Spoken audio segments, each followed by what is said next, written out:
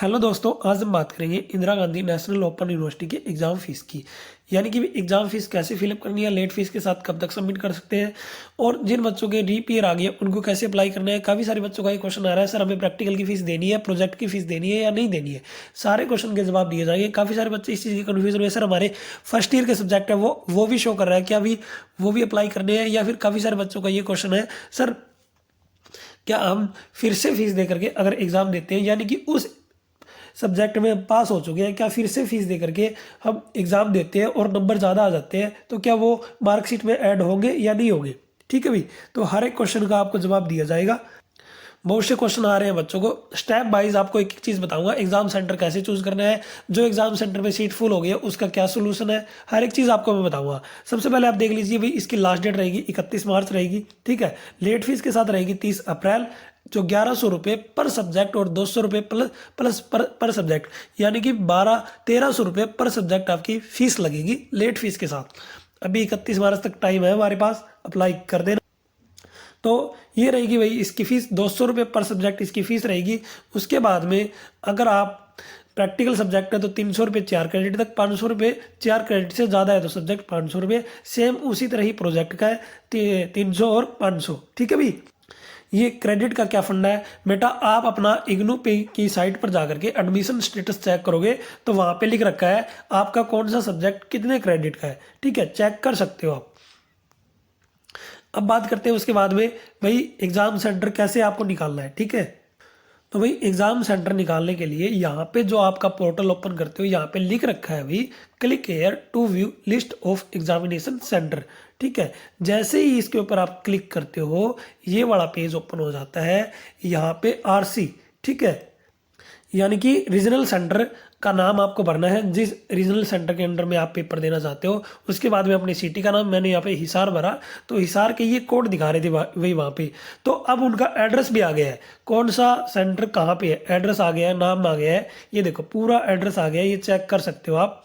ठीक है, कोई भी अप्लाई करके। ठीक है भाई,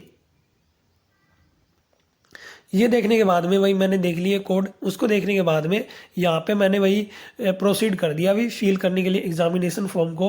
ठीक है, उसके बाद में ये वाला पेज ओपन हो जाता है। यहाँ पे आपको सिंपली तौर पे पता है भी सेम एड्रेस लिखना है, सेम नो कर देना और डेट ऑफ बर्थ कर देना, मोबाइल नंबर, मेल आईडी, आधार कार्ड नंबर दे देना। बस इतना करते ही लास्ट वाला ऑप्शन ये आएगा भाई, आपको अपने सब्जेक्ट चूज करने हैं, कौन कौन से आपको अप्लाई करने हैं। ठीक है, ये है मेन बात। देखो बेटा, मेरे यहाँ पे 8 टोटल सब्जेक्ट दिखा रहा है, 2 प्रैक्टिकल, 3 प्रैक्टिकल दिखा रहा है, 2 प्रोजेक्ट दिखा रहा है, 2 एक नीचे की तरफ है, दिख नहीं रहा इसमें। तो देखो, जिन कैंडिडेट का 1 साल का कोर्स और पहली बार पेपर दे रहा है तो सभी के सभी चूज करनी है भाई, इनमें से प्रैक्टिकल सब्जेक्ट छोड़ना नहीं है। कभी आप सोच रहे हो भाई प्रैक्टिकल है छोड़ देते हैं, प्रोजेक्ट है छोड़ देते हैं, इन सभी की फीस आपको देनी ही देनी है। ठीक है, 1 साल का कोर्स है, पहली बार पेपर दे रहे हो तो इन सभी चीज़ों की आपको फीस काटनी है, सभी के सभी सब्जेक्ट की आपको फीस काटनी है। जिन कैंडिडेट का कोर्स 2 साल का या 3 साल का है, जिस सब्जेक्ट में वो पास हो चुके हैं वो सब्जेक्ट भी यहाँ पे मेंशन करेगा भाई।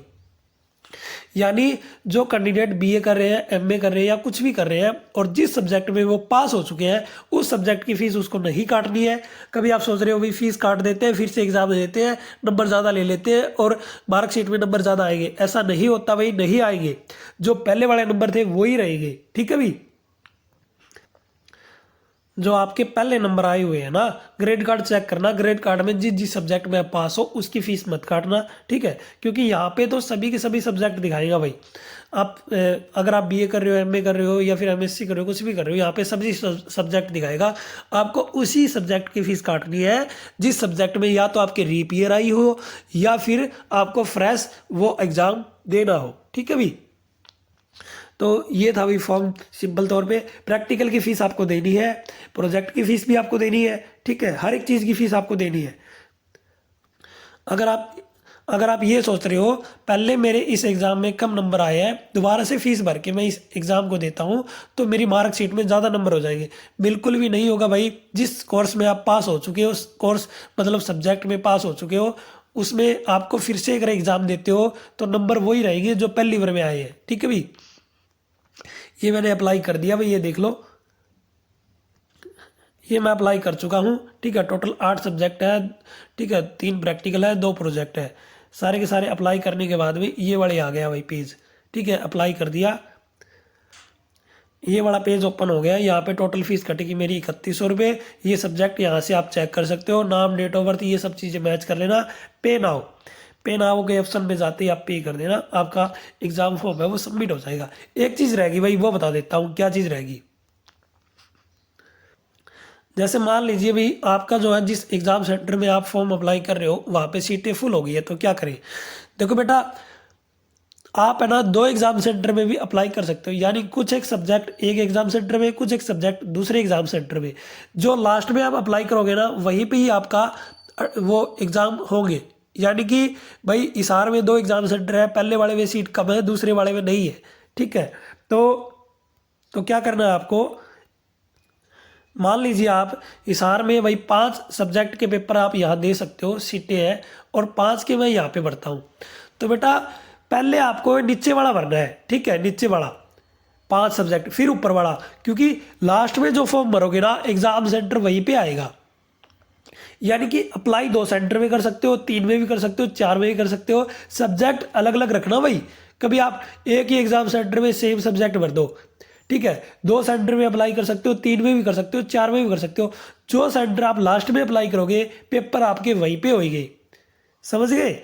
कि मान लीजिए मेरे को हिसार में पेपर देने हैं लेकिन यहाँ पे तो सीटें फुल हो गई है, तो हिसार में मैं मेरा सेंटर लाने के लिए क्या कर सकता हूँ, पहले मैं जो सब्जेक्ट हिसार में नहीं दे सकता, यहाँ पे नहीं दे सकता गवर्नमेंट कॉलेज में, तो मैं ऑक्सफोर्ड में भर दूंगा 5 सब्जेक्ट, 3 यहाँ पे भर दिए मैंने, और लास्ट वाले 2 सब्जेक्ट है, 3 सब्जेक्ट है वो गवर्नमेंट कॉलेज में भर दिए। तो मेरा जो एग्ज़ाम होगा वो लास्ट वाला जो मैंने अप्लाई किया है वहीं पे होगा, समझ गए। तो भाई ये था आज का सेशन। वीडियो अच्छी लगी हो तो लाइक करना, शेयर करना। मैं HD वाई सी गौरी आज का सेशन यही एंड करता हूँ। जय हिंद दोस्तों।